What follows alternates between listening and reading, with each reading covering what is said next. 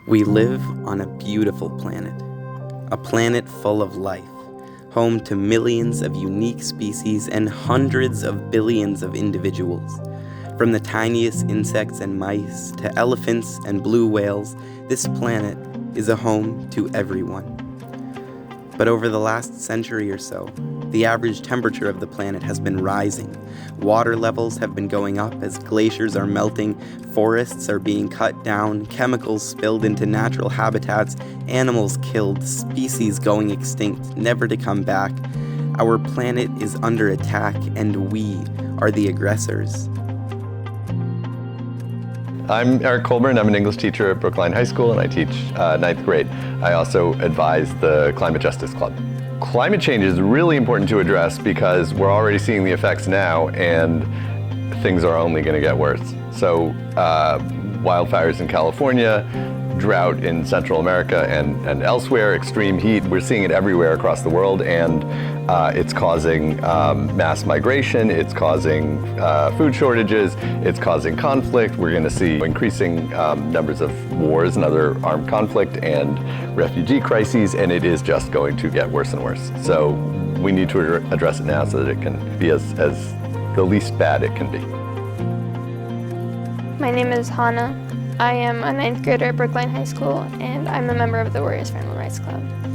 The meat industry has a lot of devastating effects on the environment, such as deforestation. Even just one meatless meal can save up to 133 gallons of water. Hi, I'm Shira Fisher. I'm a Brookline High alum and a town meeting member from Precinct 11. I studied medicine and epidemiology, and in my day job I work on health policy, specifically thinking about how technology can help improve health. Meat is particularly bad for the environment. The New York Times just had a great article with a lot of visuals showing these comparisons, and they reported that meat and dairy have the biggest impact on the environment of all the foods we eat. And it also is just uses an extraordinary amount of land. So, like in the United States, something like 40% of the land area in the US is used for animal agriculture, for grazing, for raising plants to feed animals, and that's a lot of land. And there's not enough earth to raise enough meat for all of humanity to eat at the rate that like Americans are eating meat. So we can't keep eating meat at this rate. Livestock accounts for 14.5% of the world's total greenhouse gases each year. And if you look food by food at greenhouse gas impact, if you're trying to get 50 grams of protein, from tofu it's only 1 kilogram. Eggs, 2 kilograms of CO2. In comparison, beef produces almost 18 kilograms of CO2, more than 8 times as much as eggs and more than 17 times as much as tofu. Meat is really bad for the environment. It's surprising to me. I didn't realize this maybe 10 years ago, and I ate a lot of meat. And meat, it turns out, accounts for something like 35%. I think the numbers are really contested because it's really hard to get a good estimate, but some estimates are like 20%, some estimates are like 50% of all greenhouse gas emissions worldwide, which is like huge. It's a lot. It's like, arguably worse than transportation, which everybody thinks of as like, oh, you drive your car and you emit carbon. But animal agriculture is terrible for the environment. So it's really bad. Also, the water use of producing meat. Per ton of product, animal products generally have a larger water footprint and also take larger water needs for each calorie that they produce. The average water footprint per calorie for beef is 20 times larger than for cereals and starchy foods. Recently, Brookline High School began participating in Meatless Mondays, meaning there is no longer any meat served in BHS cafeterias on Mondays, in an effort to reduce our environmental impact and teach students healthy, sustainable eating habits. Schools and school districts across the country are doing the same. Los Angeles, Baltimore, New York City, Pittsburgh, Sacramento, and Cleveland are among some of the many school districts participating in Meatless Mondays. Other institutions such as the New York Presbyterian Hospital and Syracuse University are doing the same. Meatless Mondays will significantly reduce the carbon footprint, the water usage, and the land usage of our cafeterias. On average, just one meatless meal takes about 50% less water and 80% less land to produce compared to one plant-based meal. Over the course of just 1 year, if every BHS student ate meatless just 1 day a week, together we could save an area of land the size of nearly 6,000 tennis courts.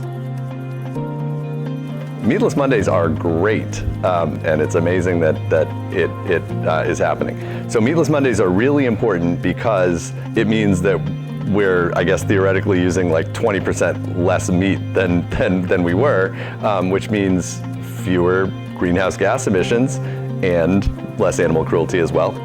Meatless Mondays will have a beneficial impact on the environment, and it will also provide an opportunity to educate students and staff on the importance of sustainability and caring for the environment.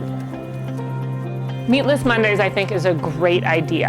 On an individual level, it shows people that you don't have to have meat at every meal to have a healthy, filling lunch. So we're teaching students sustainable eating habits that they can carry through the rest of their lives at home and also after they leave school. But I think it's also important because when one person does this, it's great. You can always choose a vegetarian option, but that has a small impact. When it's the whole town, it can make a difference. And if Brookline has Meatless Mondays, then on a community level, we're reducing the school lunch meat consumption by 20%. Every single week, there's a day that no meat is consumed. And that reduces our environmental impact as a school district and as a town. It's also important because it maybe will help inform people that meat is bad and we should eat less of it.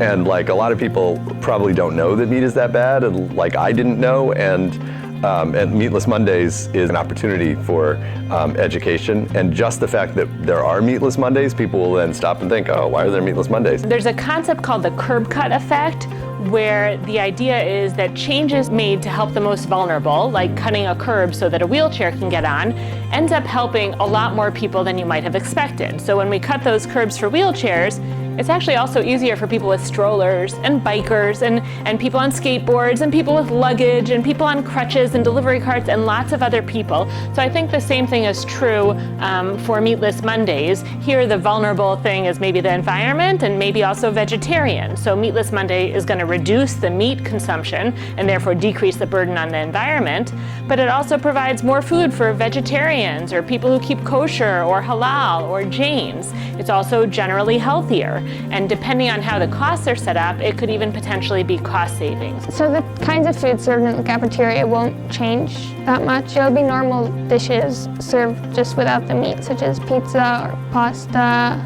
So I've seen the menu for Meatless Mondays, and it looks delicious. The good news is it goes way beyond pizza and bagels, which was basically what was in the cafeteria if I forgot my lunch when I was in the high school. And so everybody will have lots of tasty things to try. I asked some people about it. I said, what do you think of Meatless Mondays? And they said, oh, I didn't know there were Meatless Mondays. Even just a couple meatless meals has a beneficial impact to the environment, and it will allow us to educate the Brookline High School students and staff on the importance of sustainability and being cautious of what we eat. I'm very grateful to the students for initiating this and trying to make it happen. I'm grateful to the cafeteria staff and the school staff who are willing to try something new and think about ways they can work to improve the environment and to provide options for students. It's very easy to say we've always done something this way, so we're going to continue to do it this way, or to find the problems in making a change. And I think this team of leaders who have come up with this idea and implemented it are really courageous for trying something new, testing it out, seeing how it goes, and hopefully will be very successful. I hope that it has like a public education kind of impact. I hope Meatless Mondays teach people that eating meat is something that they should think about doing less of.